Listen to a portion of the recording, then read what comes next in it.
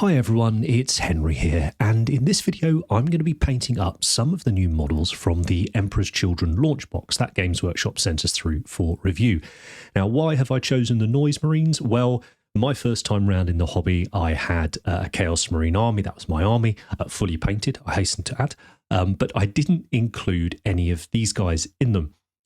So I figured, well, now's the chance. They've been through various iterations, but it's these sort of just horrific looking ones that make me happy and nostalgic. So I thought, why don't we pay a little homage to them, but still focus on doing that army painting style, by which I mean we get stuff looking cool, but on the table in a decent time frame. So let's paint.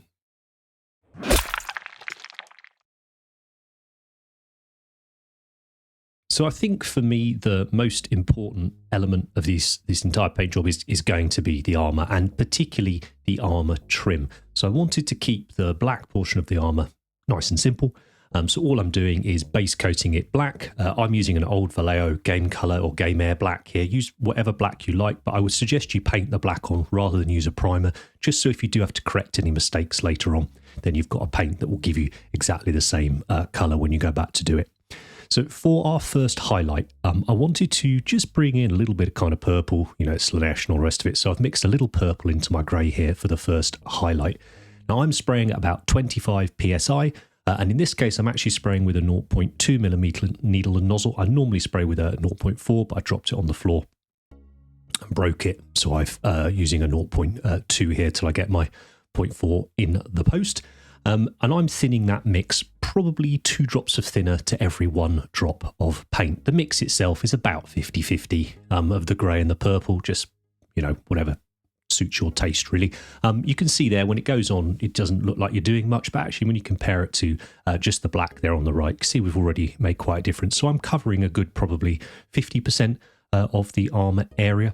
And then for a final highlight, I've just chosen a lighter grey here, so Dawnstone, but I'm keeping the purple, just as I say, to kind of, I just wanted to try and push that through most of the paint job. It's not going to be in your face noticeable, but I do think you pick it up in the final look of the model.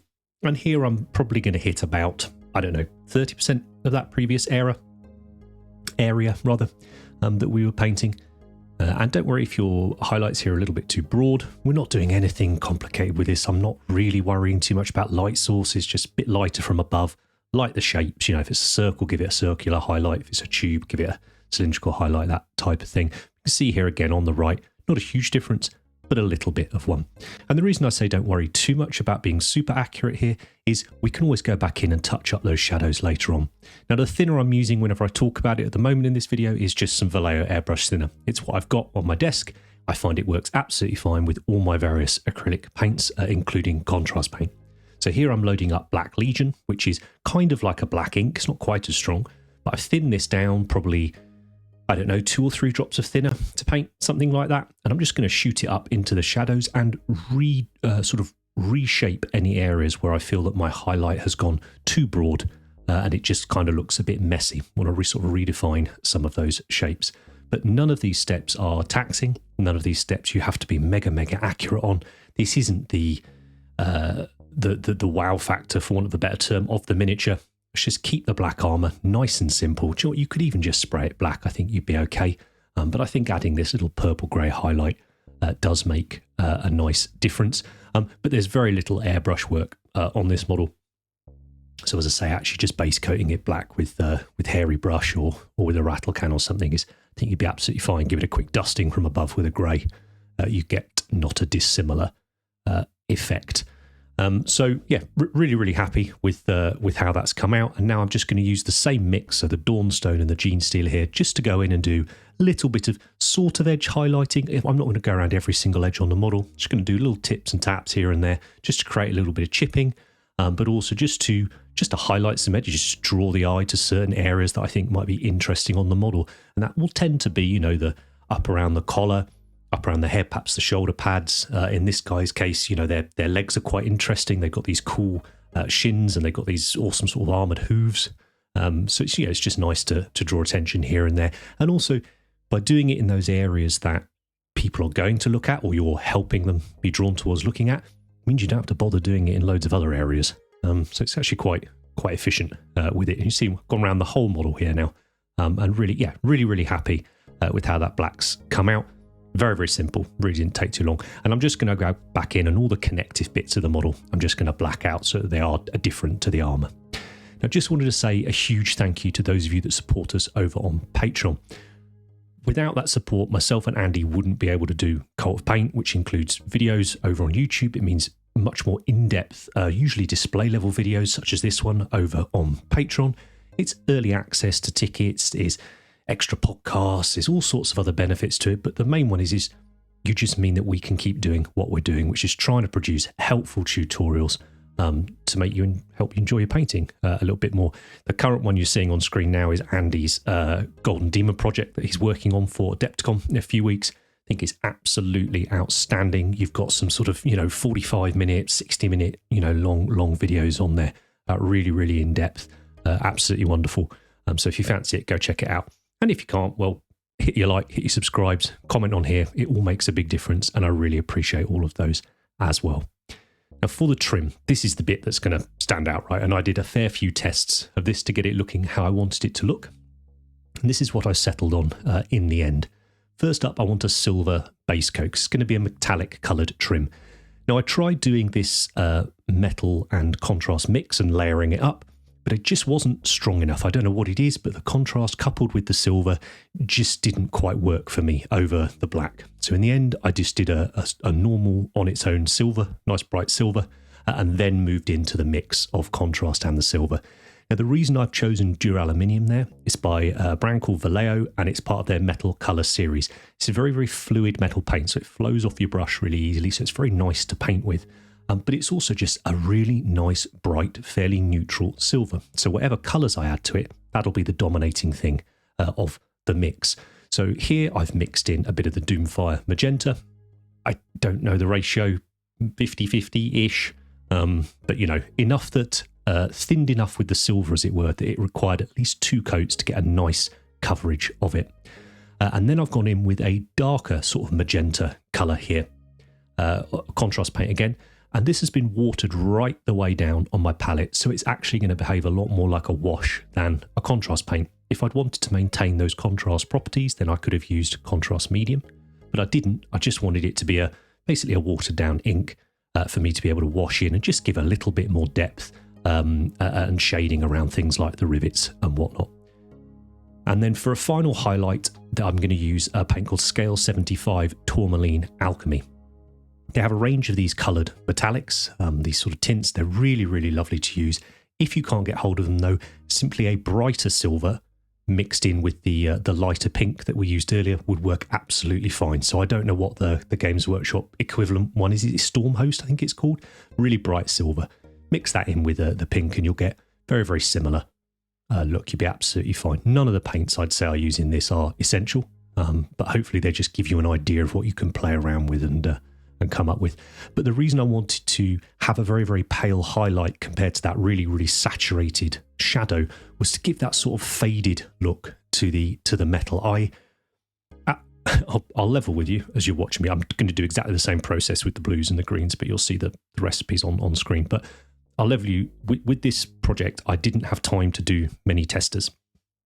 So I did one trim tester and then I just had to launch into it. So I was kind of finding my feet as I was going, and I wasn't entirely sure what exactly I wanted to achieve. As I was painting it, as I was adding more and more things to the model, I started to think, yeah, I want to do that old school kind of, second ed, third ed sort of brightness of the colours, but I want to really sort of gunge them up, really make them quite unpleasant, really dirty and grimy, and sort of go down that route of their obsession with things means that perhaps other elements fall by the wayside, and that would include, for instance, looking after the armour, polishing the armour, things like that. So I like the idea that the banding on this armour had been painted this colour maybe centuries ago and has since, become faded and battered and sort of worn out. And I think we achieved that, and I actually think the contrast helped a lot with that in the way that it behaves, which it tends to pull away from those edges and leave those edges that little bit sort of paler or brighter, whatever you want to call it. I actually think the blue probably came out the nicest. Maybe the pink, not sure. Let me know in the comments. I'm glad. I certainly wasn't as I was doing it, but I'm really glad I went for the three different three different colours all the way through.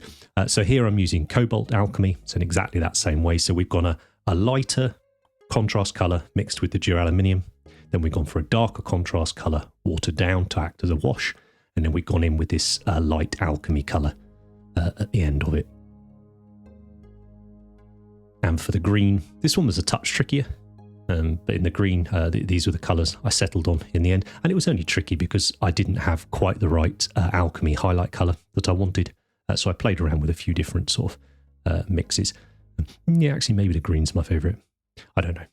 I think they all came out quite nice, which is cool. You can see, obviously, as I've been filling it in, I've mucked up and got silver bits all over the black armour. I just go back in with the black, the game hair black, and you know, touch it up. But you don't need to see all of that in the video. And then we're going with Karadras, so again, really watered down. And I'm always trying to pull it into the recesses so that when I remove my brush from the model, it's touching a recess, which means the majority of the paint's going to fall into that area rather than sit on the flats of the surfaces. These models are fab. They're also enormous, like bigger than a Terminator. So I'm not quite sure what the deal is there, but I must admit to build them and to paint them was really easy, really relaxing, because yeah, they're massive and everything's really, really well defined on them. There are a lot of details though. So yes, it's army painting. Nothing on here is complicated. Nothing on here is more than a couple of stages. But it took a while because there's just a lot of it. And speaking of a lot of it, the metals.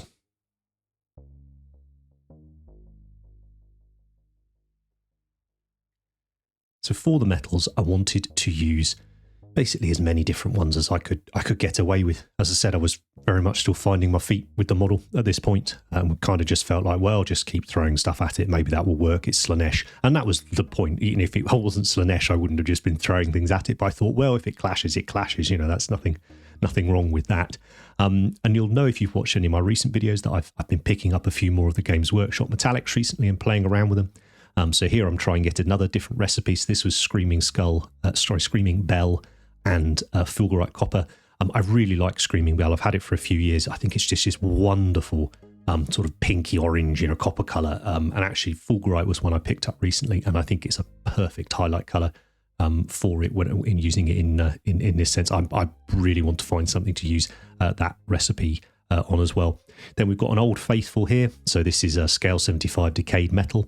I mentioned recently if you can't get hold of this colour, maybe you could mix Rhinox Hide with a little bit of like Retributor Gold or something to get a similar colour. Somebody asked me roughly what the ratios is. I'm afraid I don't know, and it won't be the exact same, but the point is you're just trying to go for a metallic brown here. So even something like Warplock Bronze with a touch of Rhinox would probably work nicely as well. It would be a little darker than this, but it would work well. So here I've base coated a load of it in the Decayed Metal, and I'm going to go for a very, very washed out desaturated brass using Runelord brass, and then I'm going to go for this much, much warmer, more orange brass using Victorian brass. And again, that was because I wasn't sure, so I figured, well, I'll base coat them the same, and then let's see what happens. And I'm not quite sure when the light bulb. In fact, you can see I've gone on and painted a bunch more of the model before this step, simply because I was still pondering what to do with it. But actually, yeah, I think it's come out nice. And then I've used Poxwalker here as a wash over the Runelord brass version. Again, that's a recipe I've used a lot in the past. I like it as a sort of kind of a verdigris look or an oxidization look. But yeah, it's just sort of pale and looks a bit different. And then we go in with the Victorian brass on some of the other bits. For me, with army painting, it's all about recipes. It's all about having a book of various different recipes, or in this case, a YouTube channel of various different recipes that you can just pull out when you need them, so that you don't waste time having to come up with stuff all the time. So it meant that on these models, I could do all of these stages almost without thinking, because I've done them before, because I've done these recipes before. And it meant that as I was painting them in my head, I'm starting to think, okay, how am I going to paint the gargoyle-y things on the ends of the guns? You know, how am I going to paint the cloth? How am I going to paint the skin? How am I going to paint, you know, the other more important bits of the model that I might do in a different way to however I have done before. For the gold, one of my absolute favourite golds, this is called Necro Gold, again by Scale 75. You'll notice I'm using a lot of Scale 75 metals here. It's because I really, really like them. I don't use their other paints very often, but I really, really love a lot of their metallics, particularly the golds and the bronze colours. Like a lot of the Citadel golds as well, to be fair, and bronze and brasses. Yeah, and there's a colour called P3 Blighted Gold, which is actually pretty close to that Necro Gold as well. Basically, it's a dark sort of black-green gold colour. For the silver parts of the model, I was like, yeah, chuck as much metal on here as we can. Again, it's a classic mix I use, which is roughly 50-50 mix of another metal colour series paint called Burnt Iron, mixed in with Iron Warriors. Basically the same colour. One's really thick, the other's really fluid. Mix them together. For me, it's the sort of perfect, Goldilocks mix. And I enjoy painting with it. I've got plenty of control, but the paint comes off the brush without me having to touch it very hard. Yeah, just really like this mix. And then again, a common wash that I really should just make a pot up of this actually. A common wash I will put over a lot of my metals, particularly my silvers, is, I would say it's probably, there's more rattling than Garagax, because Garagax is quite strong. But I do a little mix of that and then water it right down so that it doesn't really have any of its contrast properties anymore. It's just a wash. That's just going to help grime up the metal. Now, for the cloth on the miniatures, there's not a lot of it. I wasn't quite sure what to do with, and I say that extra thinking time was like, do you know what, go white or go very pale on this. And all I've chosen to use is a colour called Pale Blue here. This is an old colour by Vallejo Model Colour. I don't know if there's still the same one in the new range. I'm sure there probably is, and I'm sure it will work fine. But when you're working with your whites or your off-whites like this, you are going to want to dilute them quite a lot with water, because you want to get a nice smooth sort of finish. So you're going to have to play around with the dilution. If you apply it too thick, it goes on really thick and you can sort of see a lot of texture of the actual paint. And all I've done is just layered it up on top of itself, leaving a little bit in the shadows each time. And that's done enough of the job. As I say, I've really tried with this to not really worry about any single step. And again, trying to apply a lot of the things I learned from copying some of Ben's schemes recently, where if I'm not going to do the sort of a lot of the extra work that I normally would to improve a model, in my eyes, improve a model, then just don't sort of half-arse it. Either pick a side, basically. So for this, I was like, okay, let's keep it simple. So just stuck to the one colour and just layered it up. You can see I popped a decal on there, and I just felt it was missing something at the bottom. So I've just popped a simple black line across the bottom, just painted it along the bottom, just to sort of try and balance that out. But yeah, two colours, and I think pretty effective on there. Lovely transfer sheet as well. I'm going to do some more Emperor's Children for you in the next video. I'm going to have a look at their normal sort of troop squad. Still not quite decided on what colour to do it. So if you've got any ideas, pop them down in the comments, because you never know, might even might even read it in time to affect it. One thing I noticed when painting, was it the Blastmaster? Can't remember. The shorter, fatter of the guns was there was a lot of tubes on it, and I couldn't just leave them black like I normally do. There were too many of them. So I thought, what's a colour I could do here? I was like, okay, maybe sort of jadey colour. There's a pair that I use a lot, Cabalite Green and Moot Green, when I do green eye lenses. So I reckon that'll work pretty well on these. Now, don't do what I'm doing here and start layering it up without waiting for the previous one to dry, because that's horrible. You start moving around, drying paint and getting ridges. Really, really poor. But I thought I'd leave it in because you shouldn't do it. Just wait for it to dry. And then, yeah, mixed in the Moot Green for the highlight. Why did I choose the green? Well, I wanted one that I thought would work with all three of the colours. And we know that green works nice with pink anyway. And I thought by moving to that slightly more sort of jade green colour, it would work well with both the blue and the green trims. Now, for the ends of the weapons, these kind of gargoyle looking things, I was like, oh, cool, let's just paint them like they're stone then. It's as ridiculous as that seems. That seems quite 40k, doesn't it? At the end of your ghetto blaster cannon is actually, chiseled out of stone or whatever. So I chose a slightly purpley grey as the base coat. Eclipse Grey here, which actually is a Scale 75 colour, and then just start mixing in a lighter colour and just layer it up, keeping the paint. I'm always using a wet palette when you're seeing me using these flat colours here, and I'm keeping it nice and thin, probably at least 2 drops of water to paint, maybe even slightly more. It means I touch off the excess on a piece of cloth before I touch the model, because I don't want all that paint to wash off. And I'm just doing tons and tons of little dashes and scratches here just to build it up. Again, no pressure, no overthinking. Nothing I'm doing at any single step is going to make a massive difference. So if it goes wrong, it doesn't matter. And just keep getting lighter and lighter, reducing the area that I am painting. Again, just thinking about the light coming from above. So probably those areas facing upwards are going to be lighter and the ones facing away will be darker. And the reason I say that is because sometimes people just think that recesses will be the dark bit and outer parts will be the lighter bit, but that's one way of highlighting. But another way of considering it is how would the light hit that area of the model if it was coming from your chosen direction. It's another way you can figure out where the light and the shadow would be on the model. Now, one of the most important parts of this scheme is the oil.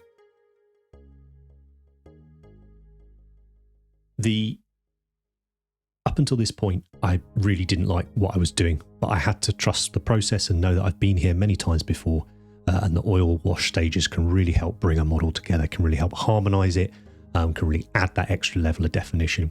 So I've chosen to use a color here called Bitume. You can see it's this sort of reddy purpley brown. I just thought it would be nice and colorful and add a bit of interest. I have thinned it down with normal mineral spirits, or white spirits we call them here in the UK, and I've tried to mix it roughly 50-50, so equal parts thinner to oil. If you over thin your oil paint, it will tend to split out and go a bit horrible and grainy, and that's actually what's going to happen in this paint job. But I've left it all in, so hopefully you can see what that looks like and how you can affect it. So test it on a piece of sprue first, and if you're happy, sort of go with it. And this is going to be a heavy wash. Like I said, I want the models to look really quite gungy and grimy. I've not gone for that full sort of reductive paint style where we absolutely smother it in the oil and then remove it to reveal what's underneath. But certainly I've gone perhaps heavier than I often do, where I'm very, very deliberate with it.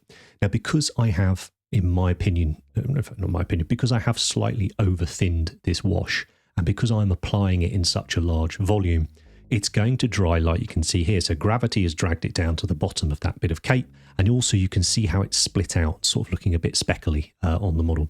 So here I'm just going in with a soft, clean brush. The oil's been on there, I don't know, half an hour, something like that, 45 minutes maybe. So it's pretty much dry to the touch, but it doesn't take much to remove it. And if for any reason you go back and it does take a bit of effort to remove it, we'll put your brush into a little bit of clean mineral spirits, dry it, more or less completely dry it off, and then go back in, and those mineral spirits will start to reactivate that oil.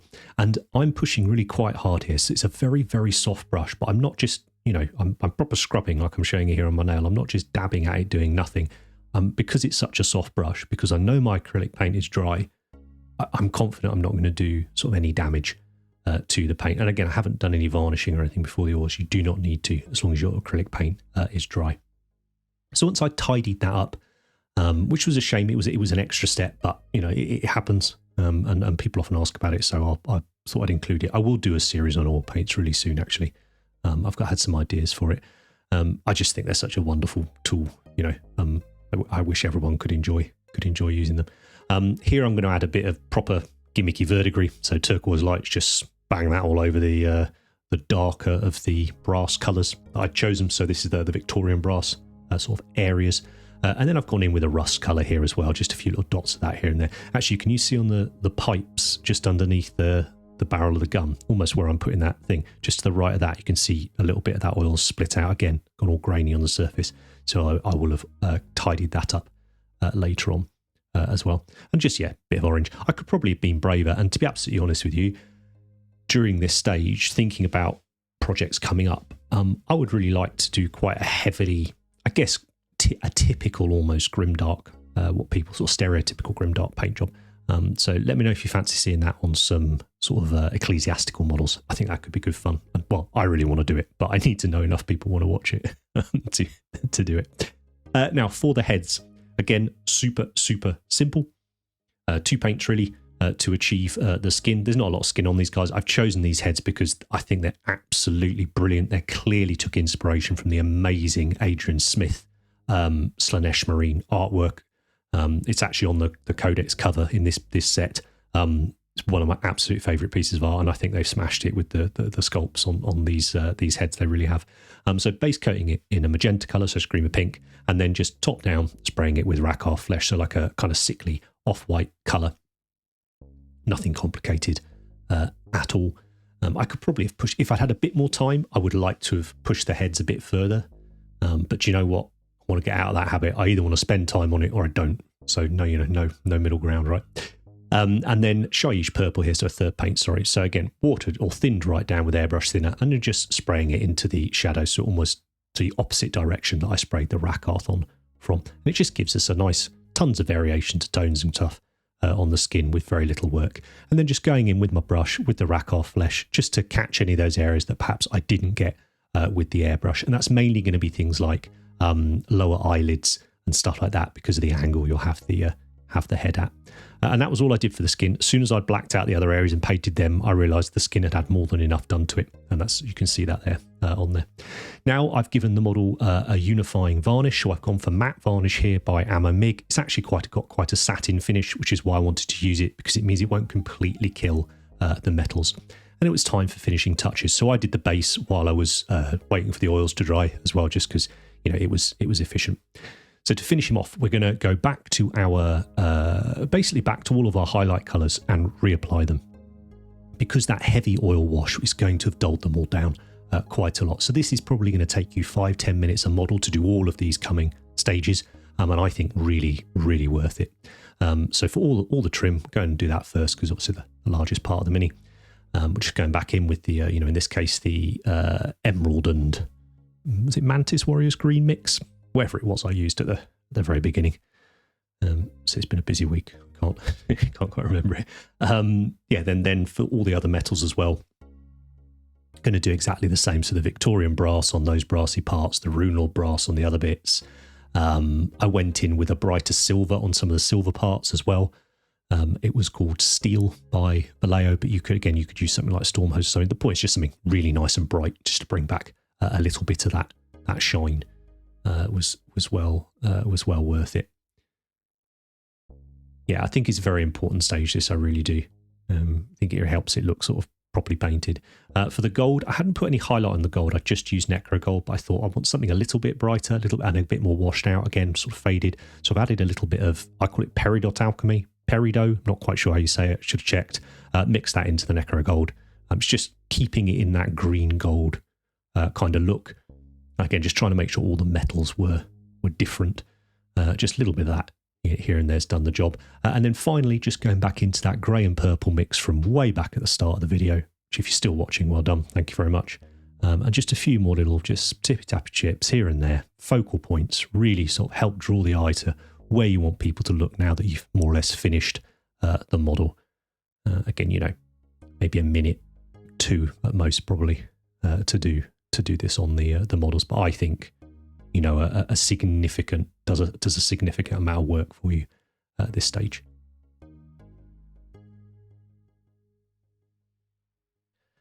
So yeah, here we are. There they are, all done. A little nod to the nostalgia basing as well. I was not going to go all goblin green, but I thought I'll bang a load of green tufts over it. That'll be a giggle.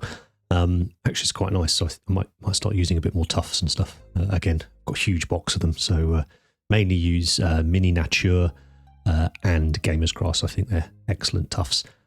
Really, really happy. What started out as a journey of the unknown, not really a journey of discovery, but certainly a journey into the unknown.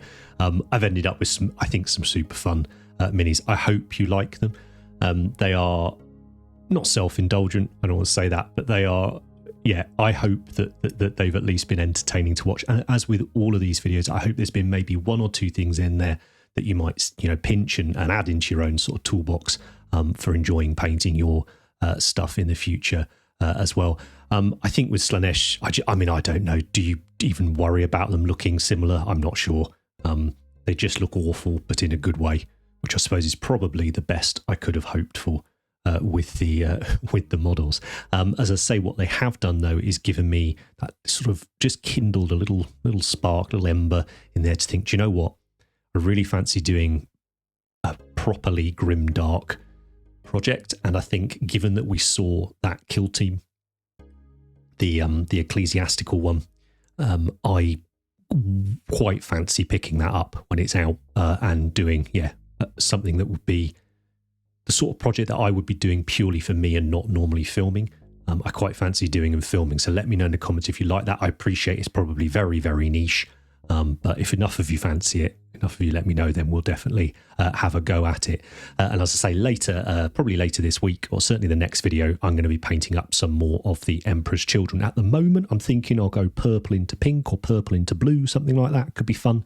But who knows? I'm going to have a look through a ton of the old codexes and have a look online as well, see if there's any schemes that really tickle my fancy. And we'll have a go on some of their normal miniatures. I've built them up. They're absolutely wonderful. I think, yeah, any of you Emperor's Children players, I think you're going to be very happy. Great kits to build, tons of options, lovely sort of nostalgic throwbacks as well if you're around the first time. And if you weren't, well, it doesn't matter. They're just amazing looking kits now. So yeah, very happy for all of you that are getting them.